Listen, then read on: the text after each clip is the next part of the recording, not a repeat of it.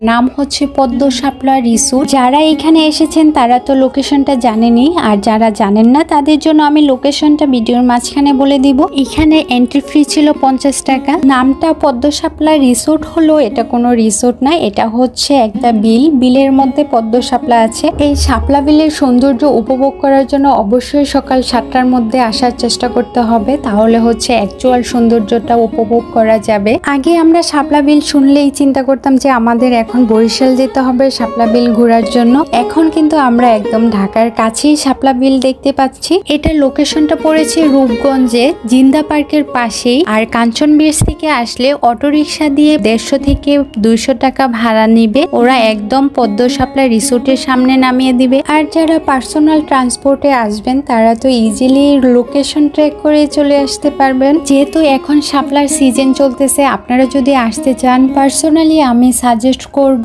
Working ডেতে আসার জন্য। কারণ হচ্ছে ফ্রাইডে স্যাটারডে সুন্দরী রমণীদের অনেক বেশি ভিড় থাকে। বিলের কর্নারে একটা দোলনা ছিল, এই জায়গাটাতে দোল খেতে এত পরিমাণে ভালো লাগতেছিল, এত শান্তি লাগতেছিল কি আর বলবো। অন্যান্য সাইডেও দোলনা ছিল, বাট এই জায়গাটার মতো না, একদম অস্থির একটা জায়গা ছিল। আর এইখানে বসে বসে চিন্তা করতেছিলাম আমাদের সিরিয়ালটা কখন আসবে। সকাল 7টায় এসেছিলাম, তারপরও আমাদের সিরিয়াল পেতে অনেক দেরি হয়েছে। নর্মালি এখানে নৌকা ভাড়া ছিল 300 টাকায় 1 ঘন্টা ঘোরা যাবে, বাট ওই দিন এত বেশি লোক ছিল, তারা 1 ঘন্টার জায়গায় 40 মিনিট করে দিয়েছিল। তারপরও তারা কভার করতে পারতেছিল না, এত পরিমাণে সুন্দরী রমণীদের উপচে পড়া ভিড় ছিল। বর্ষাকালে নৌকায় ঘোরার মজাই আলাদা। আর আমি এখানে এসে মনে হচ্ছিল আমি যদি শাড়ি পরে না আসতাম তাহলে অনেক বড় একটা কিছু মিস করে ফেলতাম। কারণ এইখানে যারা আসছে সবাই শাড়ি পরে আসছে, আর সবাইকে মাশাআল্লাহ এত বেশি সুন্দর লাগতেছিল।